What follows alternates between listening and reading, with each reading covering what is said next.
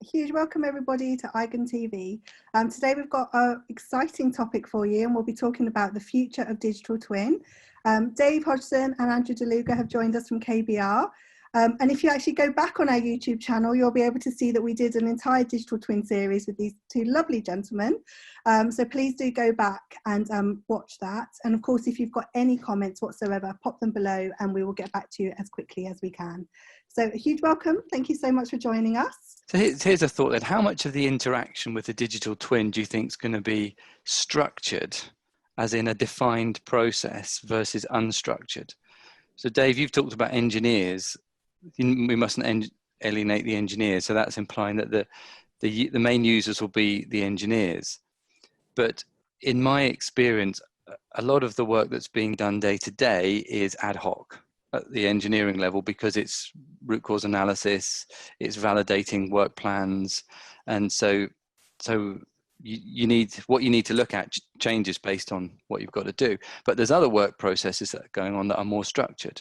So Andrew, you've just talked about safety and having certain analyses or regular views of the status of something, let's say.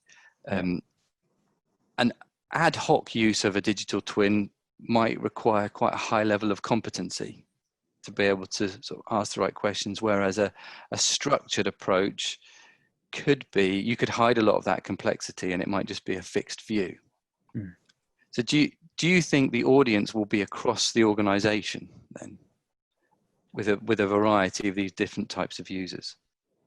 I think it will be across the organization. I think there's a case for both, Murray. You know, that standard get a quick answer or a known answer using an establishing, but it's also very interactive and the ability to interrogate it. But you kind of mentioned before, there is a risk. You know, I always think if you go in and you don't ask a complete question, or if you perhaps you know, put some wrong parameters in, people could derive very quickly a wrong answer. So it needs some checks and balances, which I know David's got some quite strong thoughts about this.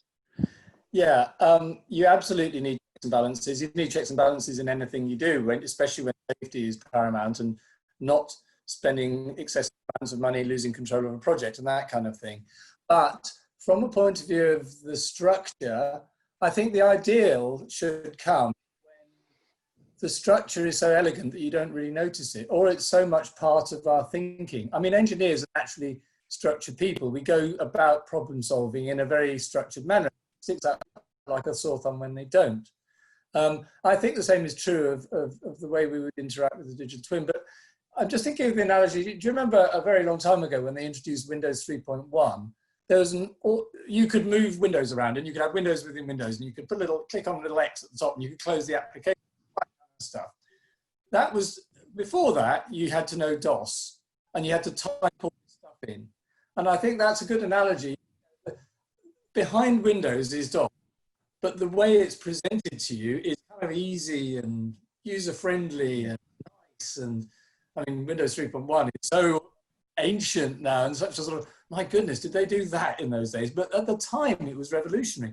And there was an interesting, you know, all the database applications suddenly were outmoded because Windows 3.1 came along and everybody expected to move a mouse and drag and drop and all that kind of stuff. But behind all that is a huge amount of A, elegance in the way they've programmed, and B, rigor in the way they've written software to make it look easy. Yeah, and same as twins in the future. And that was a key then, that they then defined standards for how, so a program that ran in Windows just interacted with the mid layer, didn't it?